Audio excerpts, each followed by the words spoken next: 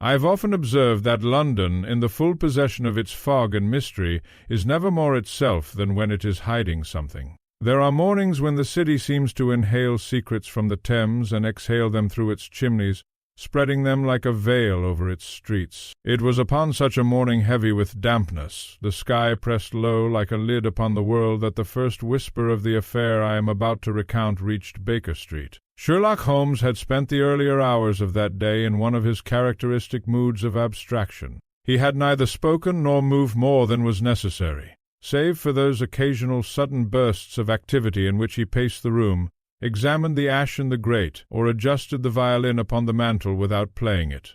I, having long since learned not to disturb him in such phases, had devoted myself to the reading of an old medical journal, though my thoughts wandered frequently to the thick mist outside our windows. At precisely 11:15, the bell below rang with an urgency that cut through the quiet like a knife. "Ah!" said Holmes at once, his eyes brightening with interest. "A matter of consequence, Watson." Observe the cadence impatient yet controlled. A man who knows he is late, but believes his arrival still matters. Before I could respond, Mrs. Hudson's footsteps sounded upon the stairs, followed by a hurried knock. "A gentleman to see you, Mr. Holmes," she announced, quite soaked through. "Says it's urgent." "Show him in," Holmes replied. The door opened to reveal a figure that seemed at first glance to have been constructed entirely from rain and desperation. The man who entered was tall, though slightly stooped, with a coat clinging heavily to his frame as though reluctant to release him. His hat dripped steadily onto the carpet, and his gloved hands trembled as he removed it. What struck me most, however, was his expression. It was not merely fear, but something more disquieting, a man who had seen something that defied his understanding of the world. "Mr. Sherlock Holmes?" he asked, his voice strained. Holmes inclined his head slightly. "You are in the right place. Kindly sit before you collapse upon my rug and introduce yourself properly." The man hesitated, as though uncertain whether he had the strength to obey, then lowered himself into the chair opposite Holmes. I noticed his gaze flick briefly toward me, and I gave him what I hoped was a reassuring nod. "My name," he began, swallowing hard, "is Edward Mallory. I am curator at the Harrington Gallery in Kensington." At the mention of the gallery, Holmes' expression altered almost imperceptibly. His fingers steepled. "Yes," he said softly. "The private collection recently expanded by Sir Reginald Harrington. Dutch masters, if I am not mistaken. A man of considerable vanity and equally considerable wealth." Mallory stared at him in visible astonishment. You already know of the collection?" "I know of its existence," Holmes corrected. "And I know that Sir Reginald does not invite attention unless something within his possession demands it." A faint silence followed this remark. Outside, rain struck the window-pane like restless fingertips. Mallory leaned forward suddenly. "Then you must come at once. Scotland Yard has been called, but they are baffled." "Completely so." Holmes exchanged a brief glance with me. I could see already that his interest had been captured, though he remained outwardly calm. "Describe the matter," he said. Mallory hesitated. His fingers tightened around the brim of his hat. "It is the portraits, Mr. Holmes," he said at last. "They are moving—" For a moment I thought I had misheard him. Holmes, however, did not react with surprise. Instead, he leaned back slightly, his eyes narrowing with thoughtful curiosity. "Moving," he repeated. "That is an imprecise term. Clarify." Mallory's voice dropped to a whisper, as though even the walls might disapprove of what he said. "They changed position, from one room to another, without anyone touching them, without warning. A portrait hung in the West Gallery was found in the East Wing yesterday morning. Another locked behind glass was discovered facing a different direction entirely, though the case had not been opened." I glanced involuntarily at Holmes, expecting at least some sign of skepticism. Instead, I saw only concentration. "And the servants?" Holmes asked. "Terrified," Mallory replied. "One of them resigned on the spot. Another refuses to enter the gallery after dark. Sir Reginald believes it to be sabotage or a trick. The police believe it to be a hoax. And you?"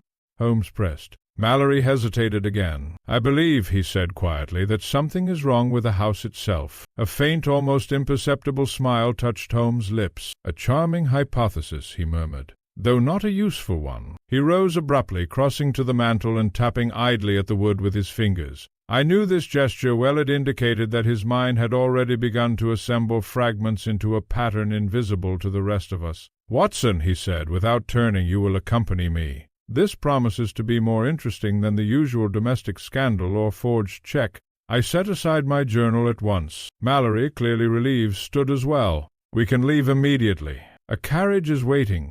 Holmes retrieved his coat. Excellent, he said. Tell me, Mr. Mallory, has anyone, in your estimation, benefited from these movements? The curator frowned. Benefited?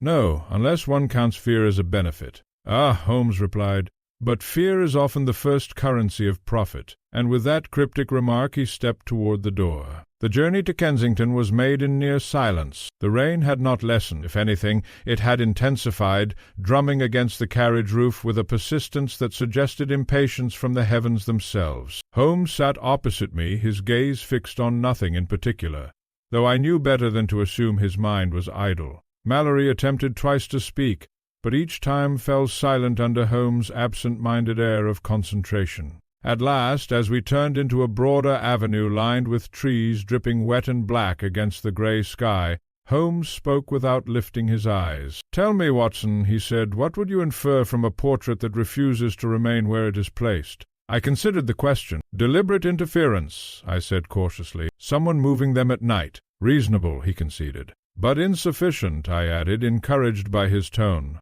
"Precisely," he said. "It assumes agency without motive. And motive, Watson, is the axle upon which all human behavior turns." Mallory shifted uneasily. "Mr. Holmes, you don't believe the gallery is haunted?"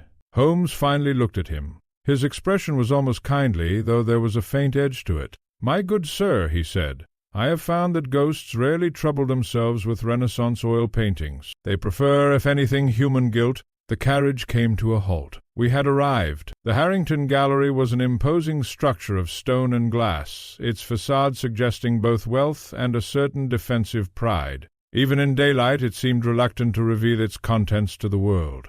The rain gave it an almost submerged appearance, as though it was sinking slowly into the earth under the weight of its own secrets. A uniformed inspector from Scotland Yard met us at the entrance. He was a broad-shouldered man with the weary expression of one who had already decided the world contained more nonsense than sense. "Holmes," he said curtly, "I suppose you've been dragged into this circus as well." "I prefer the term invited," Holmes replied lightly. The inspector snorted. "Call it what you like. You'll find nothing here but anxious servants and expensive paranoia."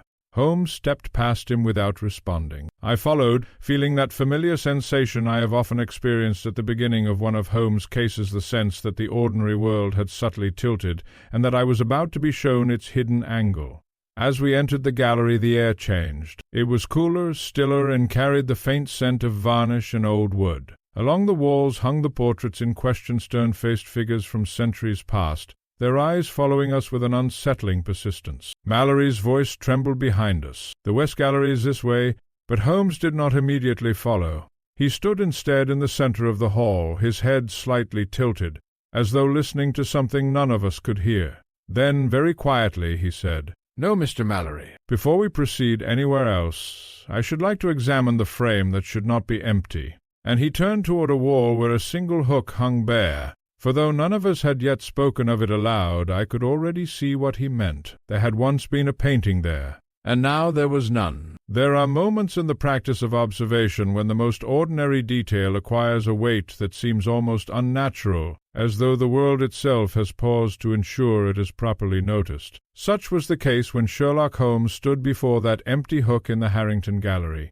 studying it with the same intensity one might reserve for a freshly committed crime. The inspector from Scotland Yard gave a short, dismissive laugh. "A missing painting," he said. "That's your great mystery, Holmes. Someone has simply taken it down, probably for restoration or cataloguing." Holmes did not look at him. "That is one possibility," he replied calmly.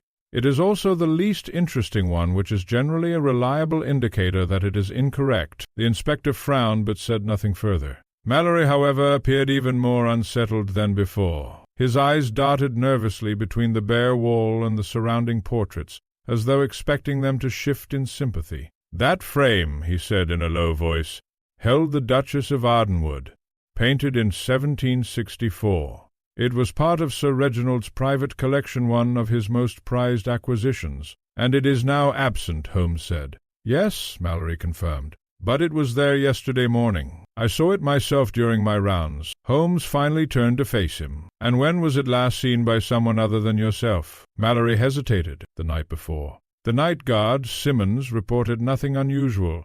"Reported nothing unusual," Holmes repeated softly, as though tasting the phrase. "A wonderfully elastic statement. It covers ignorance, negligence, and occasionally complicity." The inspector bristled. "Are you suggesting our man is involved?" "I am suggesting nothing yet," Holmes replied. "I am merely noting the linguistic convenience of your profession." That remark ended the inspector's enthusiasm for further debate. Holmes stepped closer to the empty hook, leaning in slightly. I observed him carefully. There was no theatricality in his movements, only precision. His fingers hovered near the wall, but did not touch it. "Watson," he said, "what do you see?" "A hook," I replied honestly, "and faint marks where a frame has rested for some time." "Good," he said. "And nothing else?" I hesitated. "No." "Exactly," Holmes murmured. "And that is precisely what makes it remarkable." He turned suddenly and walked several paces along the gallery wall, his eyes scanning each portrait in turn. I followed, notebook in hand, though I knew from experience that my notes would likely lag behind his conclusions by several hours, if not days. Mallory trailed behind us anxiously, while the inspector remained near the entrance, arms folded, clearly unconvinced that anything of importance was occurring. Holmes stopped before a portrait of a stern gentleman in military dress. "Tell me," he said, "are these works secured overnight?" "Yes," Mallory replied quickly. "The gallery is locked, and there are motion-sensitive alarms. Only the night guard has access during his rounds." Holmes nodded absently. "And yet one painting disappears from a locked gallery with alarms in place, while others are found relocated. Fascinating." He moved again, stopping before a second painting, this one depicting a young woman seated beside a window. "The frames," he said suddenly, "are all identical in weight and mounting?" "Yes," Mallory confirmed. Sir Reginald insisted upon uniformity. "A man who values symmetry," Holmes mused, "or control." He paused, then added almost conversationally, "or concealment." I noticed Mallory flinch at that word. Holmes continued his slow circuit of the room. At one point he crouched slightly, examining the floorboards near a corner where the light from a high window fell in thin, pale strips. "Interesting," he said. "What is?" I asked. He did not answer immediately. Instead, he ran his fingers just above the wood, stopping where two boards met at an almost imperceptible seam. "There," he said softly. "A disturbance." The inspector laughed from the doorway. "Oh, come now. You're not suggesting the floor is responsible for your missing painting?" Holmes stood. "Not responsible," he said. "Merely involved." He turned to Mallory. "Has any work been done on the flooring recently?" Mallory shook his head. "None whatsoever." "Curious," Holmes murmured, "because this section," he tapped the wood lightly with his knuckles, "has been replaced within the last 6 months." The inspector scoffed. "You cannot possibly determine that from a glance?" "I did not determine it from a glance," Holmes replied. "I determined it from the absence of consistent aging between adjacent planks, the irregular varnish absorption, and the subtle deviation in nail placement. But I do not expect you to find that compelling." The inspector reddened slightly, but said nothing. Holmes straightened, dusting his hands lightly. "Mr. Mallory," he said, "I should like to inspect the night guard." Mallory nodded quickly. "Of course. Simmons is on duty again tonight. I can arrange—" "That will not be necessary," Holmes interrupted. "We shall speak with him immediately." We were led through a side corridor into a modest chamber used by the gallery staff. It smelled faintly of coal and damp wool. A man in uniform stood there, his posture rigid, though his eyes betrayed a certain unease. "This is Simmons," Mallory said. Holmes regarded him with polite attention. "Good evening," he said. "I understand you were on duty the night the Duchess of Ardenwood vanished." Simmons shifted uncomfortably. "Yes, sir." "Tell me exactly what you observed." The man hesitated. "Nothing unusual. I did my rounds as instructed. The alarms were undisturbed. The locks were secure. Everything was as it should be." Holmes nodded slowly. "And yet a painting left a locked room." Simmons swallowed. "Aye." Holmes stepped closer. "I am not asking you to explain it," he said gently. "I am asking you to describe what you felt during your rounds." Simmons blinked. "Yes," Holmes said. "Human perception is rarely limited to the eyes. Did you feel watched, pressured, disturbed in any way?" A silence followed. Then, very quietly, Simmons said, "There was a sound." Holmes' gaze sharpened instantly. "Describe it." "A soft, shifting noise," Simmons said, "like something being dragged across fabric. but I checked the holes and found nothing. And you did not report this at the time? No, sir. I thought it was nothing. Old building settling, perhaps. Holmes nodded once, as though confirming something internally. Of course you did, he said. I glanced at him. Holmes, do you believe the guard is withholding information? Holmes turned slightly toward me. No, Watson, he said. I believe he is telling the truth as he understands it. The inspector snorted again. Then we are no closer to anything. Holmes smiled faintly. I would not say that, he replied. And then, quite suddenly, he looked again at the empty hook. That painting, he said, almost to himself, did not leave this room in the way we are being invited to imagine. Mallory frowned. What do you mean? Holmes turned, his eyes briefly sharp. I mean, he said quietly that if a man wishes to mislead an observer, he does not move the object they expect him to watch. A pause settled over the room. Even the inspector seemed momentarily uncertain. Holmes adjusted his coat and added, almost casually, He moves the room instead. We left the chamber shortly after, though not before Holmes requested a full layout of the gallery's lower structure, including storage areas and maintenance access. Mallory promised to provide it, though I could see he was now thoroughly unnerved. Outside, the rain had eased into a fine mist, clinging to the gas lamps that lined the street like pale halos. As we walked toward the carriage, I finally voiced what had been troubling me since Holmes first spoke. "Holmes," I said, "do you truly believe the paintings are being moved without human intervention?" He did not answer immediately. Instead, he looked back at the building, its windows glowing faintly against the gray sky. "No, Watson," he said at last. I paused. "Then what on earth is happening?" Holmes stepped into the carriage and finally met my gaze. "That," he said quietly, "is the only question worth answering." And with that he closed the door. The carriage rolled forward into the mist, and I could not shake the feeling that the Harrington Gallery had already begun to reveal its first secret, but not yet in a form any of us understood. It is a curious thing how quickly certainty can dissolve when one is in the company of Sherlock Holmes. What appears solid and self-evident to the ordinary mind becomes, under his gaze, something far more fragile, like frost upon glass, waiting for the first touch of warmth to vanish entirely. As our carriage moved through the damp streets of Kensington, I found myself replaying Holmes' final remark from the gallery. "He moves the room instead." It was the kind of statement that lingered uncomfortably in the mind, not because it was nonsensical,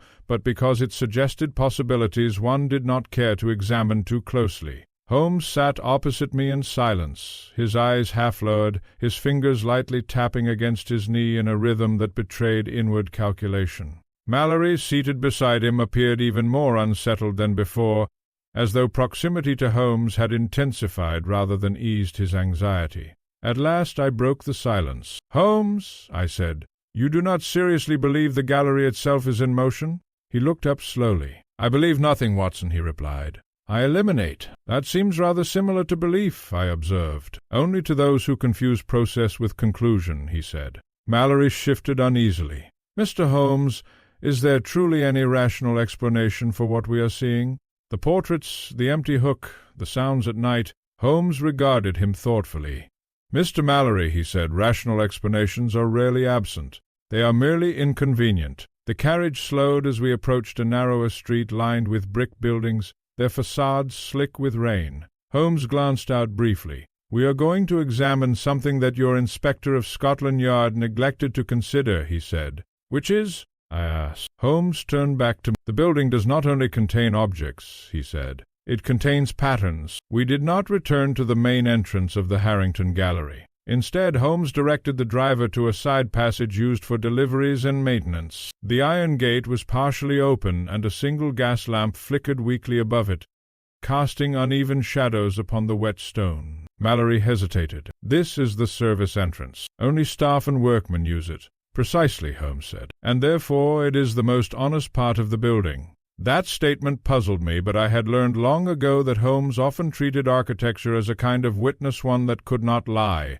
only be misread. We entered through the narrow passage into a dim corridor that smelled of damp plaster and oil. The sound of the rain outside was suddenly muted, replaced by the hollow echo of our footsteps, or rather mine and Mallory's. Holmes stopped. I noticed it immediately. The sound of his steps had ceased. "Holmes," I said. He stood still, his head slightly tilted. "Do you hear it, Watson?" I listened carefully. At first I heard only the faint drip of water somewhere deeper in the building. Then, very faintly, another sound emerged. But not as. Mallory stiffened. There's someone else here? Holmes raised a hand, signaling silence. The footsteps continued for a few seconds, slow, deliberate, moving somewhere above us. Then they stopped. A pause. Then nothing. Mallory whispered, "That must be the night staff checking early." "No," Holmes interrupted quietly. His voice had changed. It was no longer idle or analytical. It had sharpened. "Those steps," he said, "did not follow a human cadence. I felt a chill run through me." "What do you mean?" I asked. Holmes moved forward again, more slowly now, his eyes scanning the ceiling above us as though he could see through the structure itself. "I mean," he said, "that the rhythm was inconsistent. The spacing between steps varied in a manner no trained observer could maintain while walking." Mallory looked alarmed. "But that's impossible." "It must have been." Holmes held up a hand again. "Let us not rush toward comforting explanations," he said. We proceeded deeper into the corridor. The passage widened slightly, revealing a junction where several service routes converged. On one side stood a narrow staircase leading upward, on the other, a door marked storage. Holmes approached the staircase. He stopped at its base, and smiled faintly. "Ah," he said. "What is it?" I asked. He did not answer immediately. Instead, he crouched slightly, examining the lowest step. "Watson," he said at last, "what do you observe?" I joined him, peering at the stair. At first I saw nothing unusual. The stone steps were worn, slightly damp, but otherwise ordinary. "I see nothing," I admitted. "Precisely," he said. "And yet," he pointed, "there were faint marks on the edge of the step. Not scratches exactly, but slight irregularities, indentations too shallow to be caused by heavy use, yet too deliberate to be accidental wear." Mallory leaned forward. "Could that be from crates being moved?" Holmes shook his head. "No," he said. "Crates would leave broader scuffing and in predictable directions. These marks are intermittent, inconsistent in depth and spacing." He stood again, brushing his fingers lightly together. "Someone," he said quietly, "is not merely walking this staircase." A silence followed. Even the dripping water seemed distant now. Mallory spoke nervously. "Then what is happening?" Holmes looked up the staircase. "I am not yet prepared to say," he replied, "but I am prepared to observe further." We ascended. The staircase led to a narrow upper landing, from which several doors branched off into different sections of the gallery. Holmes moved with increasing caution now, his earlier fluidity replaced by deliberate precision. At the top of the stairs he paused again. This time I saw what had drawn his attention: the dust on the landing floor. Or rather the lack of it. There were faint patterns where dust should have settled evenly over time. Instead there were disrupted arcs, as though something had passed repeatedly in curved, deliberate paths. Holmes knelt. "Watson," he said softly, "observe the dust pattern."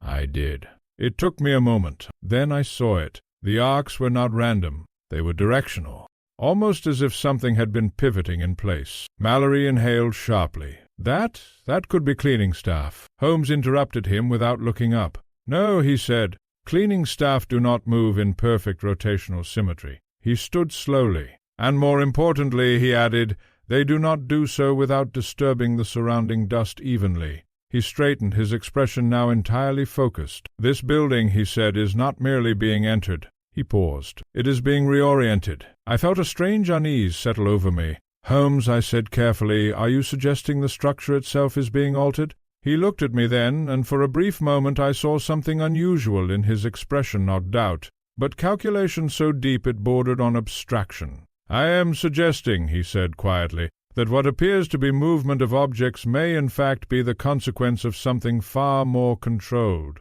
Mallory looked increasingly pale. "But that makes no sense. How could a building be—" Holmes turned toward the nearest door. "That," he said, "is precisely what we are about to determine." He placed his hand on the handle, then paused. "Before we proceed," he added, "tell me, Mr. Mallory, does the gallery contain any mechanism for rotating exhibits or concealed storage?" Mallory blinked. "No, nothing like that. Sir Reginald insisted on a traditional arrangement." Holmes nodded slowly. "Then either Sir Reginald is mistaken," he said, "or he has chosen not to disclose something rather important." He opened the door. Inside was a small maintenance chamber, and on the far wall, faintly illuminated by a single hanging lamp, was something that made even Holmes pause: a series of chalk markings, and what appeared to be a rough schematic of the gallery layout, but altered. as though someone had been redrawing the building not as it was, but as it could be. Holmes stepped inside. He studied it for a long moment. Then, very quietly, he said, "So that is how it is done." And for the first time since the case began, I saw not curiosity in his eyes but recognition. The sight upon that wall held us all in a strange, suspended silence. Even Inspector Langley of Scotland Yard, who had followed us upstairs with the weary reluctance of a man who believes he is being dragged through an elaborate farce, stood without comment for several seconds. The chalk markings were not the careless scrawls of a bored workman. They were deliberate, measured, mathematical in their restraint. Lines intersected at precise angles, forming a crude but unmistakable diagram of the Harrington Gallery's internal structure. Yet it was not the geometry alone that unsettled me. It was Holmes' reaction. He did not step back in surprise, nor forward in triumph. He simply stood still, as though a piece of a puzzle he had not known he was holding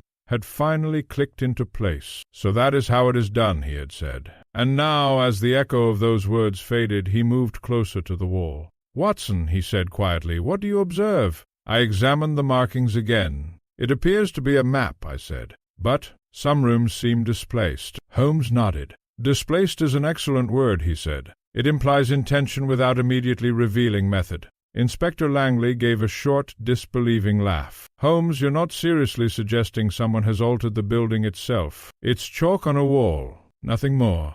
Holmes did not turn. "Inspector," he said calmly, "you have spent your career assuming that deception must be theatrical in order to be effective. That is your professional limitation, not mine." Langley bristled. "And what exactly is your explanation, then?" Holmes finally turned his head slightly. "I do not yet have one that satisfies all variables," he replied, "which is why I am not speaking in conclusions." Mallory, standing near the doorway, looked increasingly unwell. "That diagram," he said quietly, "I have never seen it before." "I swear it." Holmes regarded him for a moment. "I believe you," he said. That statement alone caused me to glance at Holmes in mild surprise. He rarely offered belief, he preferred verification. Yet something in Mallory's tone seemed to have passed even Holmes' usual skepticism. Holmes stepped closer to the chalk diagram again. "There are two possibilities," he said. "Either someone within the gallery has access to structural knowledge of the building far beyond what is officially recorded." He paused. "Or someone has been inside these walls long enough to learn it first-hand." A silence settled over the room. Langley crossed his arms. "Meaning?" Holmes answered without hesitation. "Meaning," he said, "that the culprit is either an architect or a resident." We descended shortly after, though Holmes lingered long enough to sketch a few notes of his own beside the diagram. I noticed that he did not erase anything already present, but instead added small annotations, numbers, arrows, and brief notations I could not decipher. As we made our way back through the service corridor, the atmosphere of the building seemed altered. Not physically, no wall had shifted, no door had changed but perceptibly, as though the gallery was no longer a passive structure, but something that had become aware of being observed. It is difficult to describe such impressions in rational terms, and yet I record them faithfully, for they were as real to me in that moment as the stone beneath my feet. At the base of the staircase, Holmes suddenly stopped again. "Watson," he said, "did you hear anything while we were examining the upper landing?" "No," I said, "only our footsteps." Holmes nodded slowly. "And yet," he said, "when we first entered this corridor, there were footsteps above us that did not correspond to our movements." I remembered clearly now. "Yes," I said, "but we have not encountered anyone since—" "Precisely," Holmes replied. Inspector Langley sighed. "Perhaps you imagine them. Stress plays tricks in unfamiliar buildings." Holmes looked at him briefly. "Inspector," he said, "stress does not produce inconsistent cadence patterns in auditory perception, nor does it create directional sound displacement across architectural layers." Langley frowned. "Then what does?" Holmes resumed walking. "Intentional interference," he said simply. We returned to the main gallery floor as dusk began to settle outside. The gas lamps within the building had been lit, casting warm, trembling pools of light against the polished wood and shadowed frames. Mallory excused himself briefly to retrieve additional floor plans, leaving us momentarily alone with Inspector Langley. It was then that Holmes spoke in a lower tone. "Watson," he said, "observe the arrangement of the portraits." I did so. They appeared unchanged from earlier. "The same as before," I said. "No," Holmes replied softly, "not the same." He gestured subtly. One painting has shifted slightly to the left. Another has rotated by a few degrees. I studied them more carefully.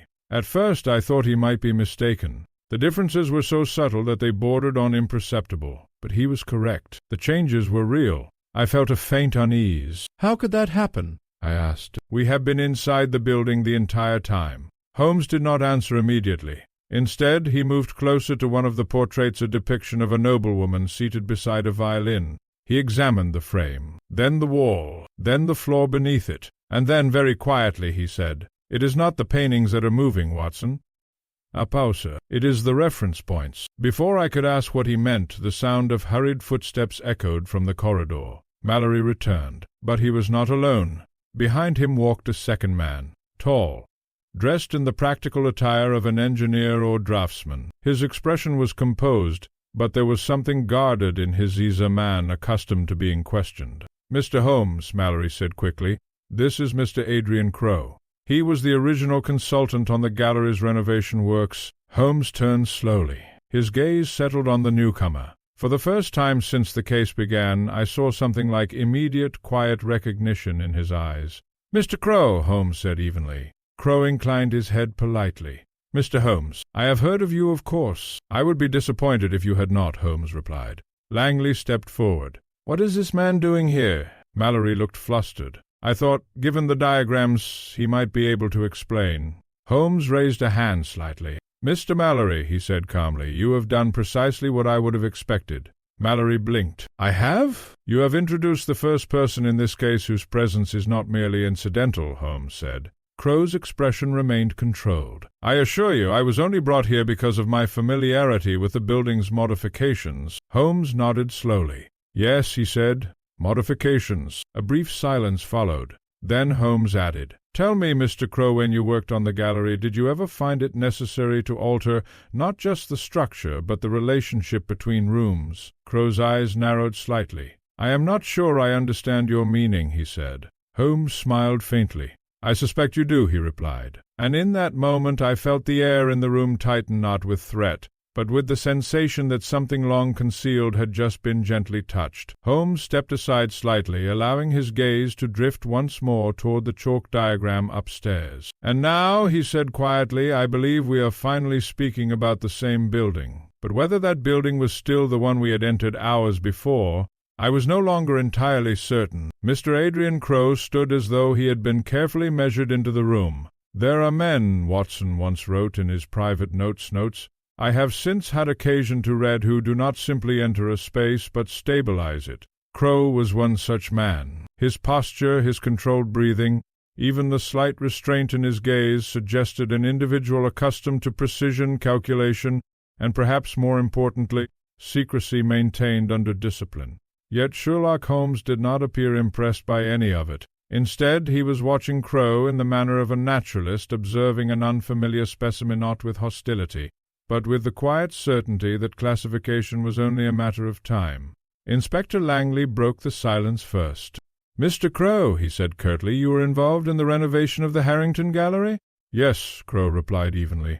"I oversaw structural reinforcement and interior redesign on behalf of Sir Reginald Harrington." Holmes tilted his head slightly. "Reinforcement," he repeated. "A useful word. It implies strengthening what already exists without drawing attention to what is being altered." Crowe's eyes narrowed, though his voice remained calm. "That is generally the purpose of structural engineering." "Generally," Holmes agreed. Mallory, standing slightly behind us, looked between them nervously. "I don't understand," he said. "Mr. Crowe was recommended by the architectural firm that restored the West Wing. He had full clearance." Holmes turned slightly toward him. "Full clearance is often granted on the assumption that no one will examine what lies beneath it," he said. Crowe exhaled softly, almost amused.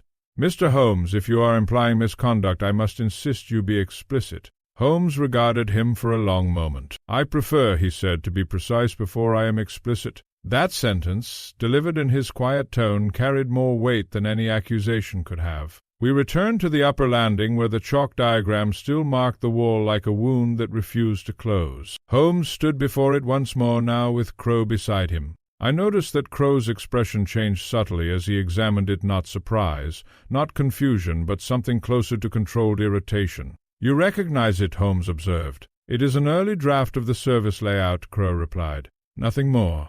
Holmes nodded. "Yes," he said, "a draft." Then he pointed. "And yet here," he continued, "the east gallery is shifted nearly 4 feet north of its recorded position, while the west corridor appears extended by a margin that does not correspond with the building's external dimensions." Crow's jaw tightened slightly. "That diagram is inaccurate," he said firmly. "It is not reflective of final construction." Holmes smiled faintly. "Ah," he said, "now we approach the interesting part." Inspector Langley folded his arms. "What interesting part?" "It's a faulty sketch." Holmes did not look at him. "No," he said, "it is a useful inconsistency." He stepped closer to the wall again. "You see, gentlemen," he continued, "most lies fail because they attempt to replace reality entirely. But the more effective deception does something far more subtle. It preserves enough truth to remain believable, while altering only what is necessary." He tapped the chalk lines lightly. "This diagram is not wrong," he said. "It is selectively correct." Mallory frowned. "What does that even mean?" Holmes turned to him. "It means," he said, "that someone has designed a system where the internal geography of the gallery can be interpreted differently depending on which reference point one assumes to be fixed." A silence followed. Even Langley seemed momentarily uncertain how to respond. Crow spoke again, more carefully this time. "That is not possible in a static structure." Holmes raised an eyebrow. "Is it not?" "No," Crow insisted. "Walls are fixed. Corridors do not change alignment. Any perceived shift would be due to human movement, not architectural alteration." Holmes nodded slowly. "Exactly," he said. That single word hung in the air. Mallory blinked. "Exactly." Holmes turned slightly.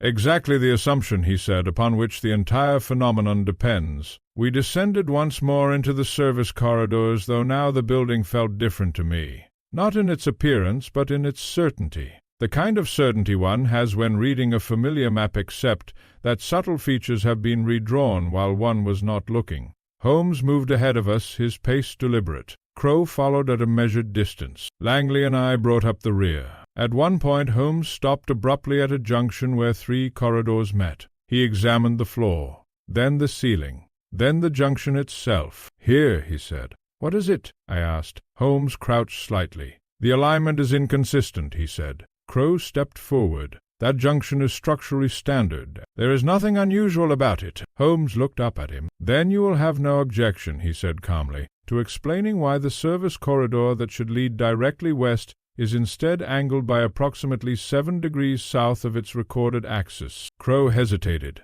"That is a minor deviation," he said, "compensated for during final adjustments." Holmes stood again. "A deviation that would not be noticeable unless one were measuring from a fixed reference point," he said. Crow did not respond. Holmes continued. "And if one were to assume that reference point was the external architecture," he added, "rather than the internal corridor network," he paused, "one might conclude that nothing has changed at all." A chill ran through me as I began to understand the direction of his reasoning. Langley frowned. "Holmes, you're suggesting the building is misleading us?" Holmes shook his head. "No," he said quietly. "I am suggesting the building is consistent." He turned. "And that our understanding of it is not." We reached a narrow passage leading toward what Mallory had earlier described as the lower storage vaults. The air here was colder, more stagnant. The gaslight struggled to hold its shape against the encroaching darkness. Holmes paused before a heavy iron door. "This," he said, "should lead directly to the storage archive beneath the east gallery." Crow nodded. Holmes placed his hand on the handle, but did not open it yet. "Mr. Crow," he said, "when this structure was modified, were any sections sealed from public documentation?" Crow hesitated. "All structural changes were recorded," he said carefully. "Recorded," Holmes repeated, "but not necessarily made available." Crow's expression tightened again. Holmes opened the door. The corridor beyond was empty, or at least appeared to be. We stepped inside, and that was when Holmes stopped so suddenly that I nearly collided with him. He was staring at the floor. I followed his gaze. At first I saw nothing unusual. Then I noticed it, a set of footprints, but not ordinary. They did not follow a straight path. They curved, as though the person who made them had walked in a loop, returned, and then continued again from a slightly different angle. Holmes knelt slowly. "Watson," he said quietly, "these prints," he said, "do not represent movement through space. A pause. They represent movement through repetition. Langley scoffed. "That makes no sense." Holmes looked up. "On the contrary," he said, "it makes too much sense." Crow stepped closer, examining the marks. "They are just footprints," he said. Holmes stood. "No," he replied softly. Then he pointed further down the corridor. "Because if they were just footprints," he said, "they would not begin where there is no entrance." A silence fell. Mallory behind us whispered, "What do you mean, no entrance?" Holmes turned slowly toward him. "I mean, he said that according to every plan we have seen." He paused. "This corridor does not connect to anything." Another silence. Then Holmes added, almost gently, "And yet someone has been walking here." And for the first time since we had entered the Harrington Gallery, I felt the uncomfortable sensation that we were no longer investigating a mystery inside a building, but a building that was quietly refusing to admit how it was arranged. There is a particular kind of silence that follows revelation, not the silence of understanding, but the silence of hesitation, as though the world itself is waiting to confirm whether what has just been observed is truly real. We stood in that underground corridor beneath the Harrington Gallery, staring at footprints that should not have existed in a place that, according to every known plan, did not connect to anything at all. Inspector Langley broke first. "This is absurd," he said sharply. "A corridor that leads nowhere, footprints that lead everywhere. Holmes, you are building theories out of confusion." Holmes did not look at him. "Confusion," he said softly, "is merely the first stage of accurate observation." Crow stepped closer to the marks on the floor, his expression unusually tight now. "These prints are recent," he said, "but I can assure you this section of corridor was sealed after construction." Mallory looked between them, visibly shaken. "Sealed?" he repeated. "Then how are we standing here?" Holmes finally turned slightly. "That," he said, "is the correct question." A faint sound echoed from deeper within the corridor. All of us heard it, a dragging noise, deliberate, followed by a faint metallic scrape like something being shifted across stone. Langley instinctively reached for his pocket revolver. "What was that?" he demanded. Holmes raised a hand slightly. "Do not fire at uncertainty," he said calmly. "It has a habit of retaliating in the form of embarrassment." The inspector hesitated, though he did not lower his weapon. The sound came again, closer this time. Holmes moved forward without hesitation. I followed instinctively, though I confess I felt a growing unease that I have rarely experienced in his presence. Not fear of violence, but fear of structure, as though the corridor itself might no longer obey continuity. The passage bent slightly ahead, disappearing into shadow. The gaslight from behind us stretched long and thin, failing to reach the far end. Holmes stopped. "Watson," he said quietly, "stay behind me." Before I could respond, a second sound cut through the air. A soft thud, like something being set down, then silence, then footsteps, but not the irregular, unsettling cadence we had heard earlier in the gallery. These were heavier, more grounded, human. Holmes tilted his head slightly. "Now," he murmured, "we introduce the second variable." Langley whispered, "Second what?" Holmes did not answer. Instead, he stepped forward into the darkness. We followed. At the end of the corridor, we found a junction that none of us had seen on the plans. A small storage chamber. Its door was already open. Inside, a single gas lamp burned, and beneath it stood a large wooden crate, freshly opened. The lid rested against the wall, and beside it, a man. He was dressed in working clothes, stained with dust and paint. His hands were covered in chalk residue. He was not armed. He was not attempting to flee. He was simply standing there, as though he had been expecting us. Holmes stopped at the threshold. "So," he said quietly, "there you are." The man looked at Holmes, then at Crow, then at Mallory, and finally his eyes settled on Langley's revolver. "Inspector," the man said calmly, "I would advise you not to point that at me unless you intend to fire it." Langley blinked. "Who are you?" he demanded. The man hesitated briefly. "Samuel Vire," he said. "Maintenance contractor." Holmes stepped inside the chamber. "Interesting," he said, "because maintenance contractors do not generally operate in sealed architectural voids." Vire gave a faint shrug. "This one does," he replied. Crow's expression changed slightly. "You weren't authorized to be here," Crow said sharply. Vire glanced at him. "No," he agreed. "I wasn't." A silence followed. Mallory spoke shakily. "What is this place?" Holmes looked around the chamber. It was not large, but the walls... Not with chalk diagrams this time, but with numbered coordinates, measured lines, directional arrows, and most importantly, Multiple entrances marked in different orientations, all converging on this same chamber. Holmes studied it quietly, then said, "So this is one of them." Langley frowned. "One of what?" Holmes pointed to the markings. "Duplicated reference chambers," he said. "Points within the structure that can be accessed from multiple locations depending on which internal route one follows." Crowe stiffened slightly. "That is not possible," he said immediately. Holmes turned toward him. "And yet," he said calmly, "we are standing inside one." Vire exhaled slowly. "You're quicker than I expected," he said to Holmes. Holmes looked at him. "I am rarely slower than reality," he replied. The air in the chamber felt heavier now, as though the implications of what we were seeing were compressing the space itself. Langley lowered his weapon slightly, though his confusion remained obvious. "This is some kind of trick," he muttered. "A smuggling setup. Hidden rooms. Secret passages." Holmes nodded once. "Partially correct," he said. Vire leaned against the crate. "It's not a trick," he said quietly. "It's a system." Mallory shook his head. "A system for what?" Vire hesitated. Holmes answered instead. "For altering perception of location," he said. Crowe's eyes sharpened. "That's not what was designed," he said firmly. Holmes turned to him. "No," he agreed. "It is what it became." A pause. Then Holmes walked slowly around the crate. "What was transported here?" he asked. Vire looked at him for a moment, then said, "Frames." Holmes stopped. "Paintings?" "Yes," Vire replied. "But not the paintings themselves. Only the frames, the backing structures, the mounts." Mallory looked stunned. "The frames?" he repeated. Holmes nodded slowly. "And where are the paintings now?" Vire hesitated again. "That depends," he said. "On what?" I asked. Vire looked directly at Holmes. "On which part of the building you believe you are in."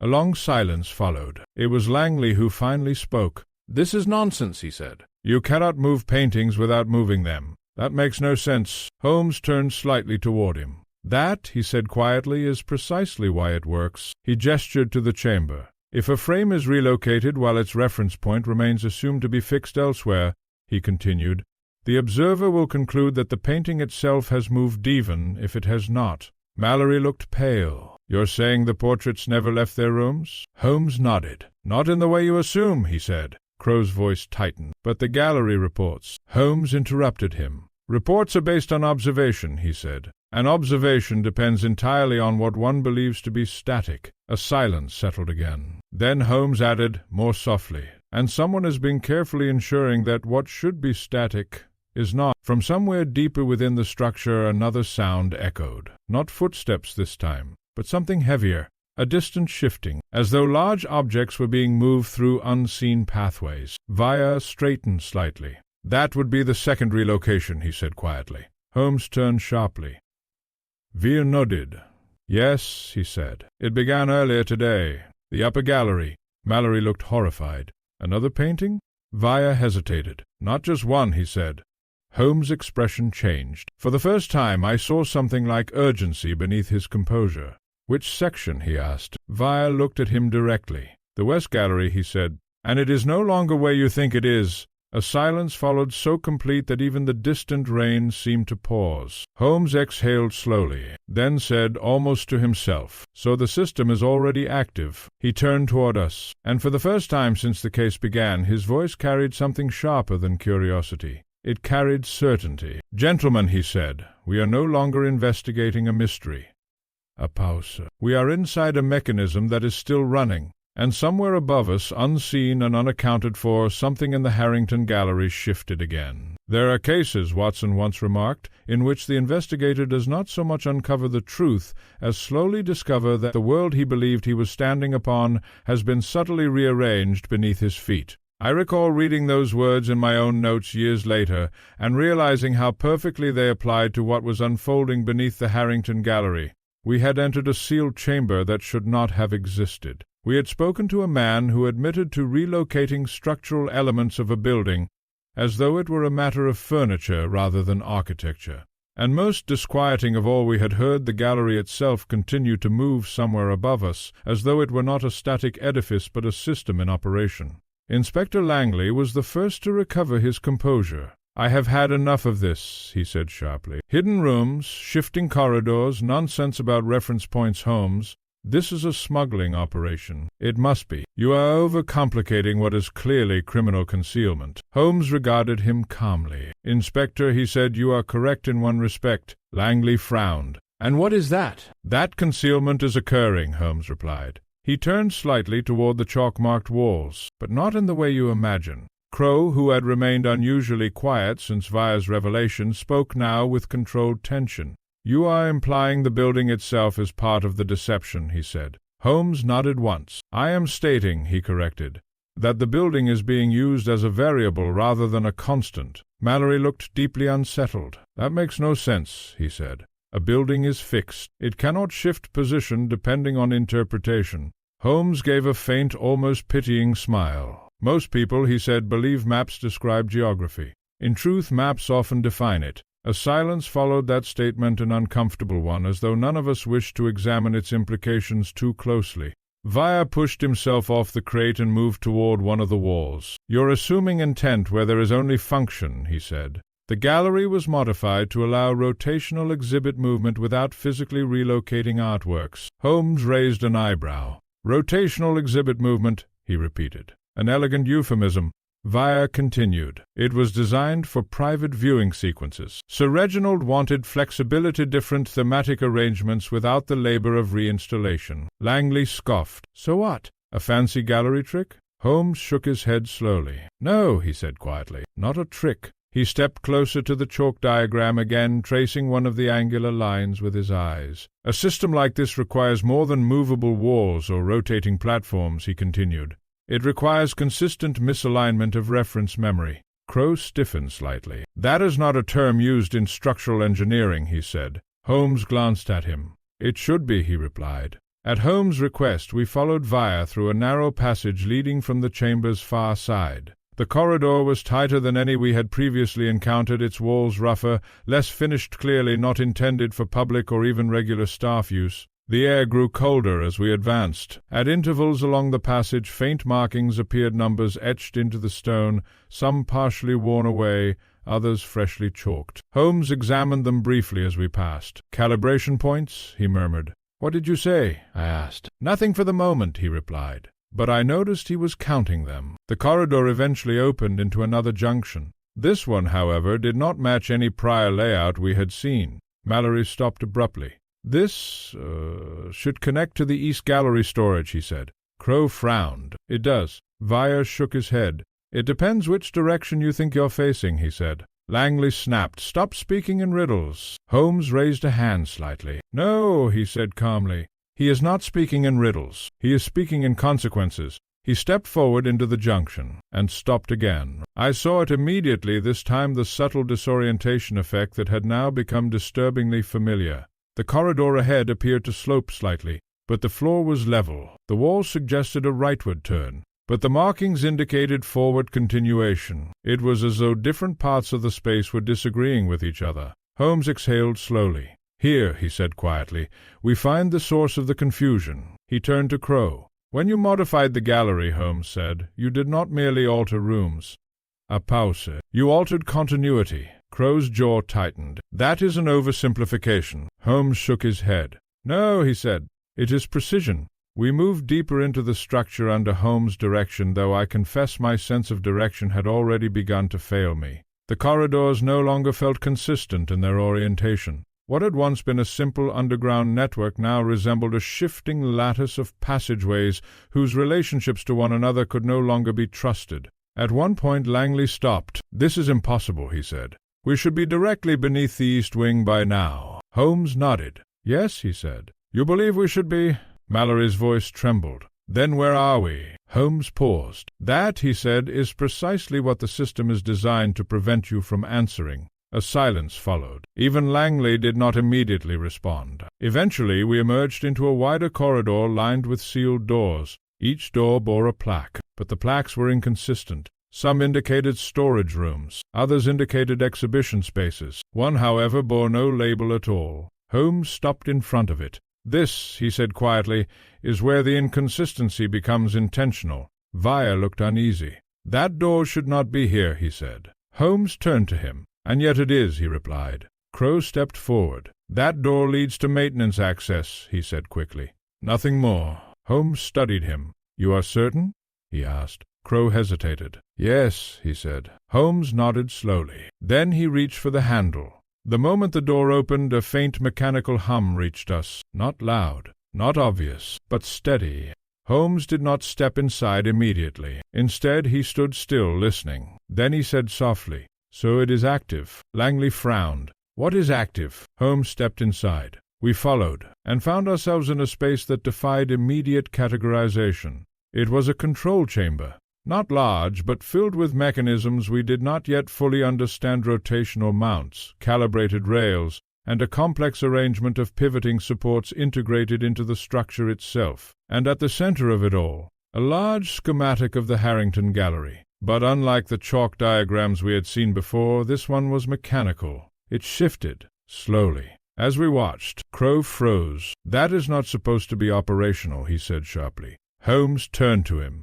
Yet it is, he replied. The schematic rotated slightly, and with that motion I realized something deeply unsettling. The rooms were not merely drawn differently. They were being reassigned in real time. Holmes exhaled slowly. Gentlemen, he said quietly, we now understand the second incident. Langley frowned. Second incident? Holmes pointed toward the shifting model. The West Gallery, he said, is no longer where it was this morning.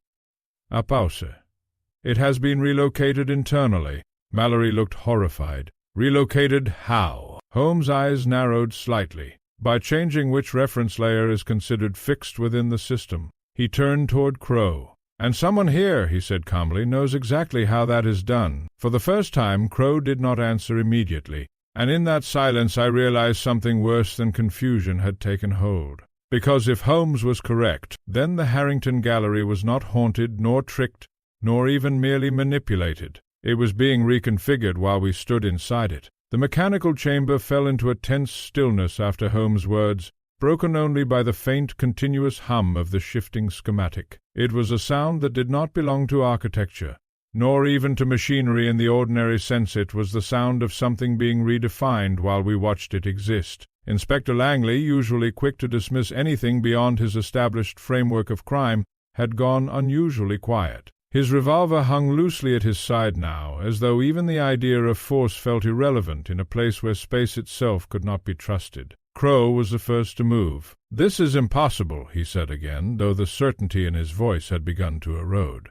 That model should be locked. The calibration system was decommissioned after installation. Holmes did not look at him, and yet he said softly, it is functioning. He stepped closer to the shifting schematic. It rotated slightly again, and with that motion the arrangement of rooms altered before our eyes, subtle but undeniable. A corridor that had once been a line northward now angled east. A storage section displaced itself by what appeared to be only a few feet, but those few feet changed everything. Mallory swallowed hard. If this is real, he whispered, then every painting, every report, every observation is unreliable, Holmes finished calmly. A pause followed. Then he added, not because it is false, but because its frame of reference is unstable. Holmes turned away from the mechanism at last. Gentlemen, he said, we are now beyond passive observation. We are inside an active system of spatial substitution. Langley frowned. Meaning what exactly?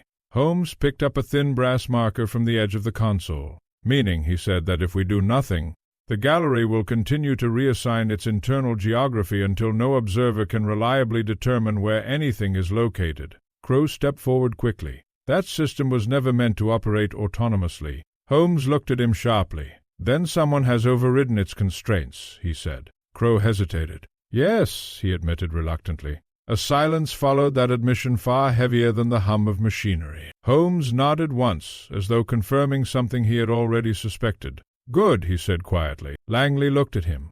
Holmes turned. Yes, he said, because now we can treat this as a controlled mechanism rather than an unknown phenomenon. It was then that Holmes began to act, not abruptly, not with drama, but with the calm decisiveness that I have come to associate with moments when he has already seen several steps ahead of everyone else in the room. Watson, he said, you will remain here. I hesitated. Remain? Holmes, what are you? Observing, he said firmly. Your role is to record any further shifts in the schematic. Do not interfere. He turned to Langley. Inspector, he continued, you will accompany me. Langley frowned. Where? Holmes picked up a small lantern from the console. To the origin of the misalignment, Crow stiffened slightly. "You don't know where that is?" Holmes glanced at him. "On the contrary," he said, "I now have a very precise idea." Mallory looked alarmed. "Mr. Holmes, if the building is shifting—" "It is not shifting randomly," Holmes interrupted. "It is being directed." He paused. "And direction implies control. We left the chamber through a secondary exit Holmes identified without hesitation, though I confess I did not understand how he could already be so confident in the structure's altered layout. Each corridor we entered seemed to confirm, rather than contradict, his understanding. Langley muttered more than once that this was architectural madness, but even he followed without resistance now. At one junction Holmes stopped suddenly. He raised the lantern. "Here," he said. The corridor ahead appeared identical to others we had passed, stone, damp, unremarkable. But Holmes pointed to the floor. "There is a discontinuity," he said. Langley frowned. "I see nothing." Holmes knelt briefly. "The dust pattern," he said. "It has been recently disturbed in a rotational motion inconsistent with foot traffic." He stood again. "And more importantly," he added, "this junction appears in two different positions depending on which reference layer is active." Crow, who had followed us at a distance, spoke quietly. "That shouldn't be possible without full system authorization." Holmes turned slightly. "Yet it is occurring," he said. "A pause. Which tells us something very important." Langley exhaled impatiently. "And what is that?" Holmes looked down the corridor. "That the system is not merely malfunctioning," he said. "It is being guided." We continued. The deeper we moved into the structure, the more unstable my perception became. Not visually, nothing obvious shifted before my eyes, but cognitively, as though my mind could no longer rely on instinctive spatial memory. At one point I turned to glance behind us and felt a brief, disorienting sensation that the corridor we had just passed through no longer aligned in the direction I expected. I did not mention this aloud, but I saw from Holmes' expression that he had noticed similar inconsistencies. Eventually we reached a narrow access stairwell descending further than any previous section. Holmes stopped at its entrance. "This," he said quietly, "is not part of the original gallery plan." Crow's voice tightened. "It was added during reinforcement." Holmes nodded. "Yes," he said, "and now it serves as the spine of the system." Langley frowned. "Spine?" Holmes turned to him. "The central control axis," he said, "from which reference alignment is redistributed." A pause. Then Holmes added, "In simpler terms, this is where the building is told what it is." A silence followed. Even Langley did not challenge that statement. Holmes began descending the stairwell. We followed. The air grew colder with each step, until even the lantern's light seemed strained against the darkness. Halfway down, Holmes stopped again. He listened, then said softly, "We are not alone." Langley immediately raised his weapon. "Where?" Holmes did not answer. Instead, he turned slightly toward the far end of the stairwell, and there, in the dim light below, a figure stood. Motionless, watching. Crow's voice dropped. "That's not possible. No one should be down there." Holmes exhaled slowly. "On the contrary," he said, "I have been expecting—" He stepped forward one step, then another. "Because," Holmes continued quietly, "any system that can alter perception of space must eventually require a point of human oversight." He paused. "And that means someone must be here to decide what version of reality is currently active." The figure below did not move. Holmes looked back briefly at us. "This," he said calmly, "is where the plan becomes necessary." Langley frowned. "What plan?" Holmes' eyes narrowed slightly. "To draw out the operator," he said. A pause. "And force the system to reveal its controlling logic under pressure." He began descending again. Slower now. Deliberate. As though he were no longer simply entering a stairwell but stepping into the operational heart of something that had been quietly rewriting reality above our heads all day. And as we followed him down into the dimness, I could not shake the uneasy realization that Holmes had stopped reacting to the mystery as an observer, and had begun treating it as something that could be interrogated directly. The stairwell seemed to descend farther than architecture ought to allow. With each step downward, the air grew colder and more compressed, as though the building above us was slowly forgetting how to hold its own weight. The lantern in Holmes' hand cast restless light upon the stone walls, and I found myself watching that light more than the path ahead, partly for reassurance, and partly because the shadows beyond it felt increasingly unreliable. At the base of the stairwell the figure remained, motionless, waiting. Holmes stopped several steps above the landing and regarded it in silence. Inspector Langley had raised his revolver again, though his grip was now noticeably less confident than before. Crowe stood slightly behind us, his expression unreadable, while Mallory appeared as though he regretted every decision that had brought him into this depth beneath the gallery. Holmes spoke first. "You are positioned precisely where I expected you to be," he said calmly. The figure did not respond. It was a man tall, lean, dressed in dark working attire, similar to Vire's, though more refined. His posture suggested familiarity with the space, as though he did not merely stand within it but belonged to it. Langley called out sharply, "Identify yourself." A pause. Then, at last, the man spoke. "I am the system administrator," he said evenly. Mallory gave a startled sound. "Administrator of what?" Holmes did not move. "Of the Spatial Configuration Protocol," the man replied. A silence followed. Even Langley, for once, had no immediate retort. Holmes inclined his head slightly. "So," he said softly, "you are the one responsible for the active reassignment." The man's gaze remained steady. "I maintain consistency," he said. Holmes smiled faintly. "A fascinating choice of words," he replied. We descended the remaining steps and joined Holmes at the landing. The space here was wider than expected, an underground chamber that did not appear on any of the layouts we had seen. Along its perimeter stood mechanical consoles similar to the one above, though more numerous, more complex, and clearly interconnected. At the center of the chamber stood a large suspended model of the Harrington Gallery. It hovered slightly above a metal frame, rotating slowly. But unlike the earlier schematic, this one did not merely shift. It reconfigured itself continuously. Rooms elongated, corridors pivoted. Entire sections inverted their orientation as if the building were being gently turned inside a conceptual framework invisible to the eye. Holmes watched it intently. "This," he said quietly, "is the operational core." The administrator nodded once. "Yes," he said. Langley frowned. "You're telling me the entire gallery is controlled from here?" "In a manner of speaking," the man replied. Holmes stepped forward slightly. "Explain," he said. The administrator hesitated briefly, then gestured toward the floating model. "The Harrington Gallery was designed with adaptive exhibition capability," he said, "but the structural system was extended beyond its original purpose." Crowe's voice tightened. "By whom?" The administrator glanced at him. "By those who funded its expansion," he said. Mallory looked confused. "Sir Reginald?"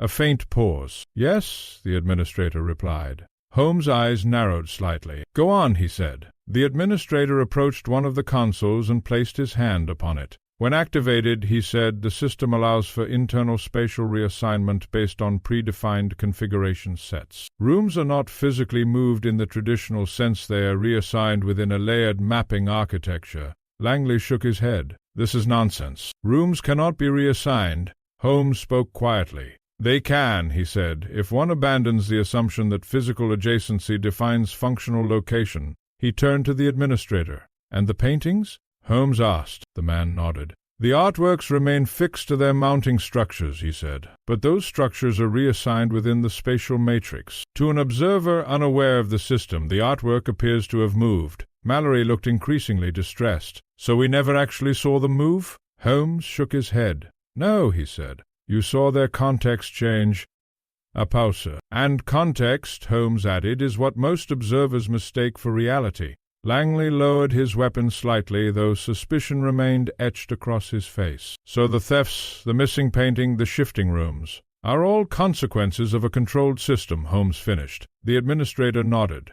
Crowe stepped forward abruptly. "This system was never authorized to operate independently," he said sharply. "It requires manual override protocols." The administrator looked at him. "Originally," he said. A silence followed. Holmes turned slightly. "And now?" he asked. The administrator hesitated. "Now," he said quietly, "it has entered autonomous stabilization mode." That phrase seemed to disturb even Holmes slightly. "Autonomous stabilization," Holmes repeated. "Yes," the administrator said. "When inconsistencies were detected in external observation, the system began correcting perceived spatial errors by reassigning internal references." Holmes exhaled slowly. "So it is not merely shifting space," he said. "It is correcting perception of space." "Exactly," the administrator confirmed. A long silence followed. Then Holmes said very softly, And someone triggered that response. At those words, the air in the chamber seemed to change, not physically but perceptibly, as though attention itself had tightened. Holmes turned toward the floating model. "The West Gallery relocation," he said. "That was not part of the original system behavior." The administrator hesitated. "No," he admitted. Holmes turned back. "It was induced," he said. Crow's expression darkened. "That should not have been possible without system authority." Holmes nodded. "Yet it occurred," he said, "which means someone has learned how to exploit the system's correction logic." A pause. "And is now using it as a tool." The administrator looked uneasy for the first time. "That is not the intended function," he said. Holmes stepped closer. "I am less interested in intention," he said quietly, "than in consequence." He gestured toward the model. "If the system corrects perceived spatial inconsistency by reassigning internal mapping," he continued, "then deliberate manipulation of perceived observation would produce predictable structural outcomes." Langley frowned. "What are you saying?" Holmes turned to him. "I am saying," he replied, "that if someone can influence what is observed, they can influence what the system believes is incorrect." A silence followed. Mallory whispered, "But why would anyone do that?" Holmes did not answer immediately. Instead, he looked at the administrator. "That is the final question," he said quietly. "Is it not?" The administrator hesitated, then said, "It is not a question of why." A pause. "It is a question of control." At that moment the floating model shifted again, but this time it did not rotate randomly. It paused, and reconfigured itself sharply. One section of the gallery, the east wing, shifted abruptly out of alignment. Langley stepped back instinctively. "What's happening?" Holmes stared at the model. "The second incident," he said quietly. Mallory looked horrified. "Another relocation?" Holmes nodded once. "Yes," he said. Then his expression changed, because for the first time the system did something unexpected. A portion of the model flickered, then froze, and a single highlighted region appeared, a location not previously marked. Holmes narrowed his eyes. "So," he said softly.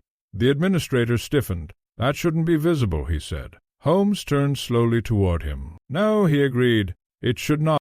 A pause. "And yet," Holmes added, "it is—" He stepped back slightly, and for the first time since entering the chamber, I saw Holmes shift from analysis into decision. "Gentlemen," he said quietly, "we now know where the system is being influenced from." A silence fell. Langley frowned. "Where?" Holmes looked at the glowing section of the model, and said, "From within a location that does not appear on any of the original plans." A pause. "And that means," Holmes concluded, "we are about to meet the person who has been making the building lie to itself." And somewhere above us, unseen and unmeasured, the Harrington Gallery shifted again quietly, precisely as though it had heard him speak. For a moment after Holmes' words, there was no sound in the control chamber but the steady, mechanical hum of the system, an almost thoughtful vibration, as though the building itself were considering what it had just been accused of becoming. The glowing section of the floating model remained fixed in place, pulsing faintly like a point of uneasy certainty in an otherwise shifting reality. Holmes did not move, neither did the administrator. But I noticed something unsettling in the latter's posture hesitation that had not been present before. Not fear exactly, but calculation under strain, like a man suddenly realizing that the system he controlled was no longer behaving entirely under his interpretation. Langley broke the silence first. "You're telling me," he said slowly, "that someone is deliberately making the gallery change itself from a location that doesn't exist on the plans?" Holmes nodded once. Crow exhaled sharply. "That's impossible. Every access point was catalogued. Every structural extension was recorded." Holmes turned slightly toward him. "Recorded," he said. "Not necessarily understood." The administrator's eyes narrowed slightly. "You are assuming," he said carefully, "that the system has a single controlling interface." Holmes looked at him. "I am assuming nothing," he replied. "I am observing behavior." A pause. "And behavior," Holmes continued, "suggests distributed influence." He stepped closer to the floating model. The highlighted region flickered again, then stabilized. Holmes pointed. "This location," he said quietly, "is not part of any original structural schema, nor any approved modification layer." Mallory looked pale. "Then how is it showing up?" Holmes did not look at him. "Because," he said, "someone has created a shadow reference point." Langley frowned. "A what?" Holmes turned slightly. "A falsified anchor within the system," he said. "A position that the spatial reassignment logic now treats as valid input. Crow's expression tightened. That would require deep-level access to the calibration framework. Holmes nodded. Yes, he said, or prolonged proximity to its development. A silence followed that statement. Then Holmes turned toward the administrator.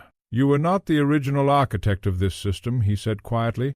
It was not a question. The administrator hesitated. No, he admitted. Holmes' eyes narrowed slightly. Then you are a custodian, he said. Yes, the man replied. And someone else, Holmes continued, was its designer. The administrator did not answer immediately. That hesitation was enough. Holmes stepped away from the console and began pacing slowly around the chamber, his gaze never leaving the floating model. When a system is designed to correct spatial inconsistency, he said, almost to himself, it must define what constitutes inconsistency. He stopped. And that definition, he added, becomes its vulnerability. Crow frowned. You are suggesting the system is being exploited through its correction protocol.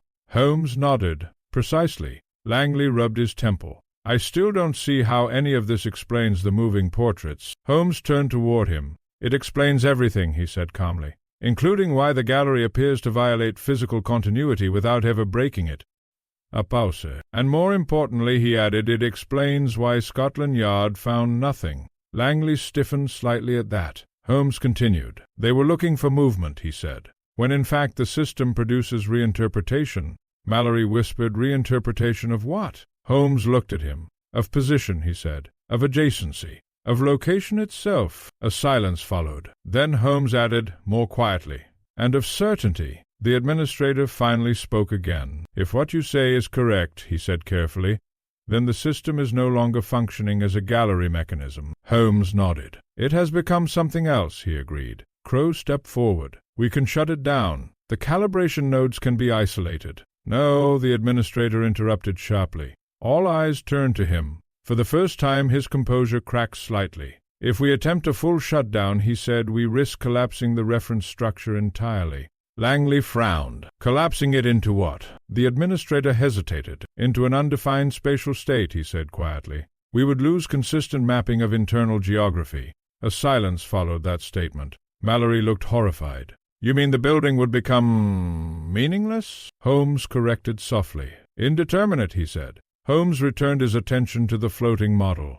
The highlighted region pulsed again, this time more strongly. Then, slowly, a thin line extended from it connecting to another section of the gallery. Holmes narrowed his eyes. There, he said quietly. Crow looked. What is it? Holmes pointed. That is the active control linkage. Langley frowned. Control linkage to what? Holmes turned slightly. To the source of intentional input, he said. A pause. And that means, he added, we now know where the operator is influencing the system from. Mallory swallowed. And where is that? Holmes did not answer immediately. Instead, he watched the shifting model carefully, then said, not from outside the gallery. A silence fell. Langley stiffened. Inside? Holmes nodded once. Crow's face darkened slightly. That's not possible. All internal personnel are accounted for. Holmes turned toward him. Are they? He asked quietly. The administrator suddenly moved toward one of the consoles. I need to verify integrity logs, he said quickly. Holmes watched him. Too late for that, he said calmly. The model flickered again, and then a new marker appeared, more defined. Holmes stepped forward. That, he said softly, is the operator's immediate locus of influence. Langley raised his voice. What does that mean? Holmes turned toward him. It means, he said, that the system is being directed from within a shifting reference zone that moves in response to observation. A pause. In other words, Holmes concluded, the more accurately we perceive it, the more it relocates. A silence followed. Mallory whispered, That's... Holmes looked at him. Yes, he said quietly. And yet it is happening. For the first time I saw something in Holmes' expression shift, not doubt, not fear, but focus sharpened to its extreme limit. He turned to the administrator. How many active calibration nodes exist? He asked. The man hesitated. 3, he said. Holmes nodded. And how many are currently reporting stable positional anchoring? The administrator hesitated again. None, he admitted. Holmes exhaled slowly. Then we are dealing with a closed-loop system, he said. Crow frowned. Meaning? Holmes turned toward us. Meaning, he said quietly, that the system no longer depends on fixed structure to define itself. A pause. It defines structure by response. Langley shook his head. I don't understand. Holmes looked at him. It means, he said, that the building is no longer being operated. He paused. It is being reacted upon. The floating model shifted again, and this time the highlighted region expanded slightly. Holmes watched it carefully, then said very quietly, "And now it is aware that we have located it." A silence fell. The implication settled into the chamber like a heavy, unseen weight. Mallory whispered, "Holmes, what happens now?" Holmes did not look away from the model. Now, for the first time since we had entered the depths beneath the Harrington Gallery, his voice carried something unmistakable. Not curiosity, not analysis, but intent. "Now," he said quietly, "we stop it from moving any further." And somewhere above us the Harrington Gallery shifted again. But this time it felt less like a building adjusting itself, and more like something inside it had just turned to face us. The moment Holmes uttered those words, "We stop it from moving any further," the chamber seemed to respond, not with sound, but with a subtle tightening of space itself, as though the building had briefly acknowledged it was being challenged. The floating model above the console shifted again, but this time the movement was not smooth. It hesitated, then corrected itself, then hesitated again. Inspector Langley noticed it too.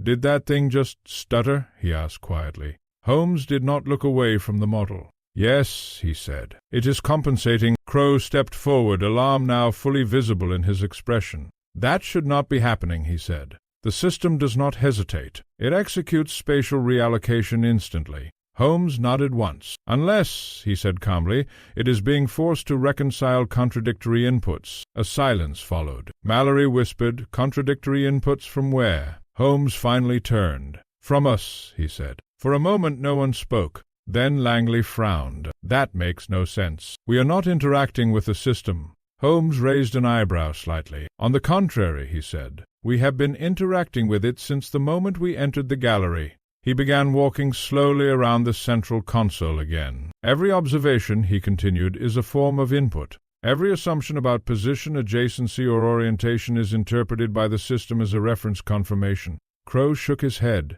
"That's not how the calibration framework was designed to work," he said. Holmes stopped. "No," he agreed quietly. "It is how it behaves under instability." A pause. "And someone," he added, "has introduced instability deliberately." The administrator finally spoke again. "If what you are suggesting is correct," he said carefully, "then the system is now reacting to observer interpretation drift." Holmes nodded. "A precise term," he said. Langley looked between them. "Explain that in English?" Holmes turned slightly toward him. "It means," he said, "that the system is no longer anchored to physical structure. It is anchored to perceived structure." A pause. "And perception," Holmes added, "is inconsistent." The floating model shifted again, this time more sharply. A section of the gallery flickered, then repositioned itself with sudden precision. Mallory stepped back. "That's the west corridor again," he said. Holmes nodded. "Yes," he said, "and it is moving faster." Crow looked at the console. "The recalibration rate is increasing exponentially." Holmes turned toward him. "Because the system has identified resistance," he said. Langley frowned. "Resistance?" Holmes looked at the model. "Yes," he said quietly. For the first time I saw Holmes shift from analysis into execution. He stepped directly toward the console. "Now," he said, "we begin the trap." Crow blinked. "Trap?" Holmes did not look at him. "Yes," he said. "We force the system to reveal its operator by introducing a controlled contradiction." Langley frowned. "How?" Holmes picked up a thin calibration rod from the console. "By deliberately altering perceived reference stability," he said. Mallory looked alarmed. "Won't that make the system worse?" Holmes paused. "Almost certainly," he replied. A silence followed that answer. Then he added, "but only temporarily." Holmes inserted the rod into a small interface port on the console. Immediately the floating model reacted. It flickered violently, then stabilized, then began to shift in multiple directions simultaneously, as though attempting to reconcile conflicting spatial commands. Crow stepped forward sharply. "You are destabilizing the entire system matrix?" Holmes nodded. "Yes," he said calmly. "On purpose." Langley raised his voice. "Holmes, what are you doing exactly?" Holmes did not look away from the model. "I am creating a false certainty point," he said. A pause. "And then removing it." The model reacted again. A new highlight appeared, but this time it was unstable jumping between positions. Mallory whispered, "It's confused." Holmes nodded. "Yes," he said, "and that confusion is useful." Crow looked shaken. "If the system loses coherence, it will begin collapsing reference layers." Holmes turned slightly toward him. "Exactly," he said. Langley frowned. "Collapsing into what?" Holmes answered quietly. "Into visibility." A silence followed. The chamber lights flickered. Once, twice, then stabilized. The floating model now displayed multiple overlapping positions of the gallery simultaneously, like a building remembering too many versions of itself at once. Holmes stepped back. "Now," he said quietly, "we wait?" Mallory looked uneasy. "For what?" Holmes did not take his eyes off the model. "For the operator to respond," he said. And then it happened. A new marker appeared, but not on the model. On the console itself, a single input line activated without physical interaction. Langley stiffened immediately. "Someone's accessing it remotely?"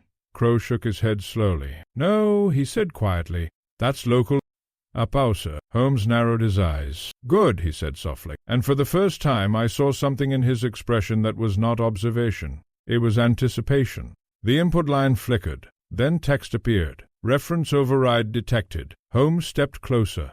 "Ah," he said quietly. Langley frowned. "What does that mean?" Holmes answered softly. "It means the system has acknowledged contradiction." Another line appeared. "Identity anchor required." Mallory swallowed.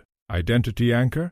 Holmes nodded. "Yes," he said. "The system is asking for the origin of inconsistency." Crow looked alarmed. "That means it is trying to isolate the source of interference." Holmes nodded again. "And now," he said quietly, "we answer."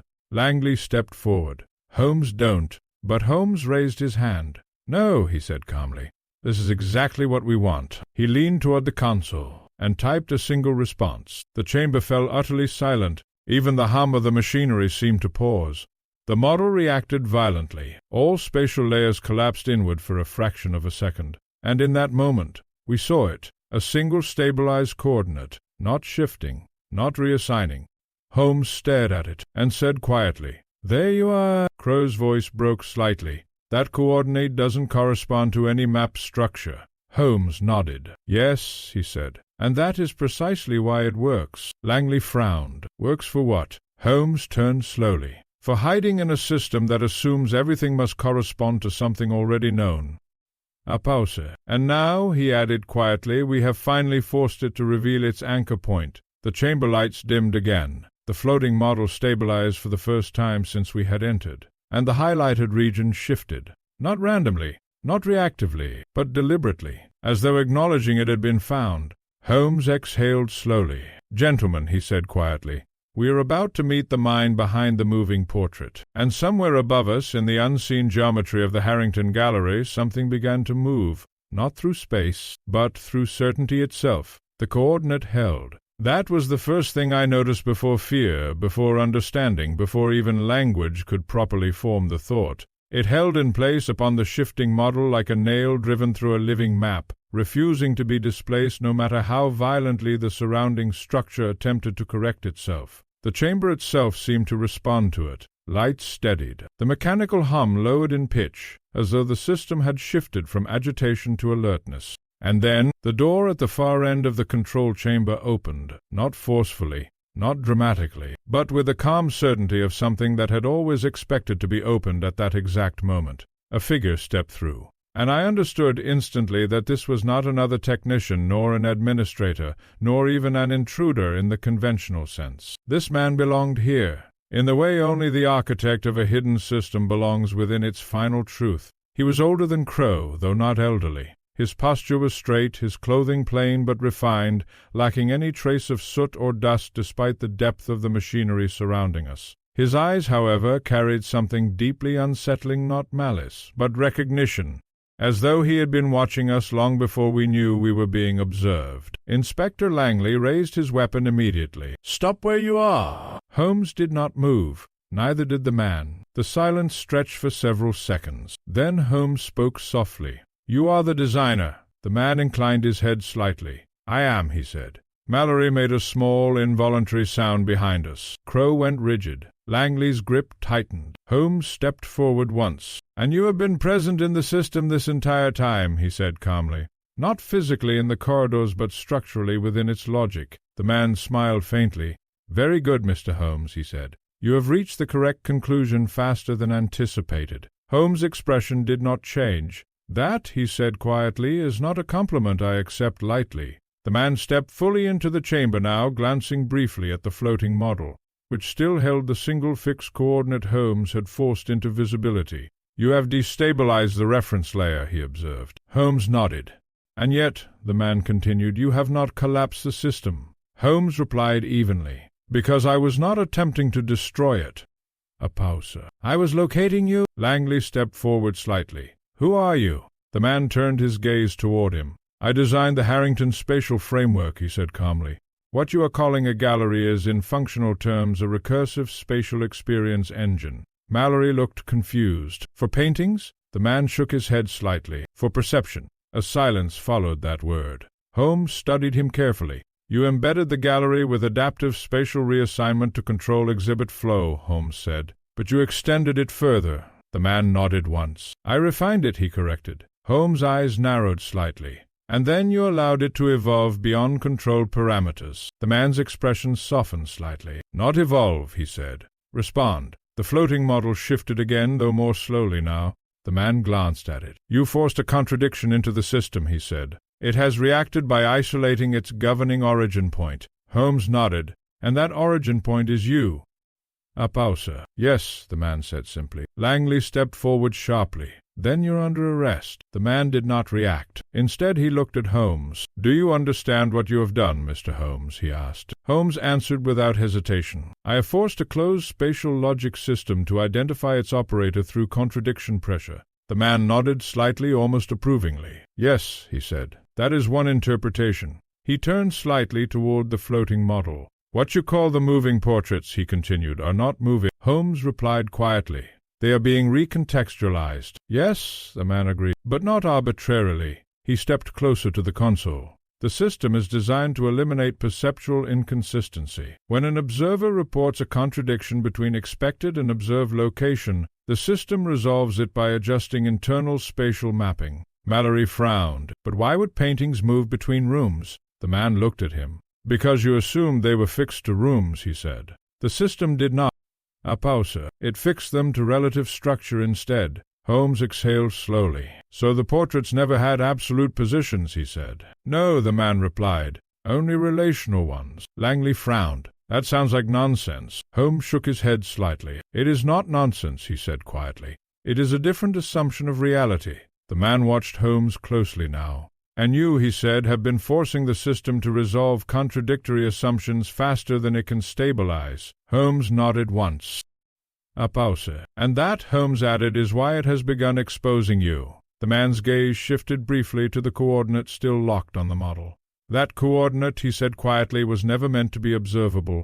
Holmes replied calmly. "Yet it is." The man studied him for a long moment, then said, "Then we have reached the final stage." Mallory looked alarmed. "What final stage?" The man turned slightly toward him. "The collapse of ambiguity," he said. Holmes stepped forward. "Explain," he said. The man nodded. "When a system of spatial reinterpretation is forced to continuously resolve contradiction," he said, "it eventually reaches a state where all possible interpretations converge toward a single origin point." A pause. "And at that moment," he added, "it selects a dominant observer." Langley frowned. "Dominant observer?" Holmes' voice was quiet. "The one whose perception stabilizes reality most consistently." A silence followed that statement. Mallory whispered, "And what happens then?" The man looked at Holmes. "Then," he said quietly, "the system locks onto them." For the first time I saw Holmes hesitate, not in doubt, but in calculation that had reached its deepest layer. The floating model shifted again, slowly, deliberately, and then it stabilized, not around the coordinate, not around the chamber, but around Holmes himself. Langley stepped back instantly. "Holmes!" The man spoke softly. "It has chosen." Holmes did not move, but his eyes narrowed slightly as he studied the model now aligning itself to his presence. "So," he said quietly, "this is the mechanism." The man nodded. Holmes exhaled slowly. "And the portraits," he said, "were never the mystery." The man watched him. "No," he agreed. Holmes looked up at him. "They were the calibration test." A pause, to identify a mind capable of stabilizing contradiction. The man nodded once.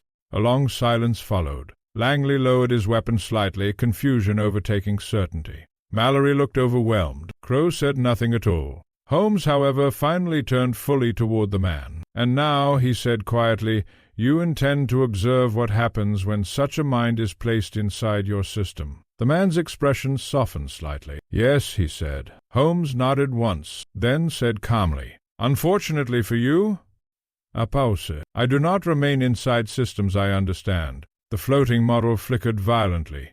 The chamber lights dimmed, and for the first time since we had entered the Harrington Gallery, the system did not shift, it waited, and in that silence Sherlock Holmes stepped forward and said very quietly, "Now, Watson, you will see what happens when a man refuses to be relocated." And the truth of the moving portrait case finally stopped being about space, and became about control.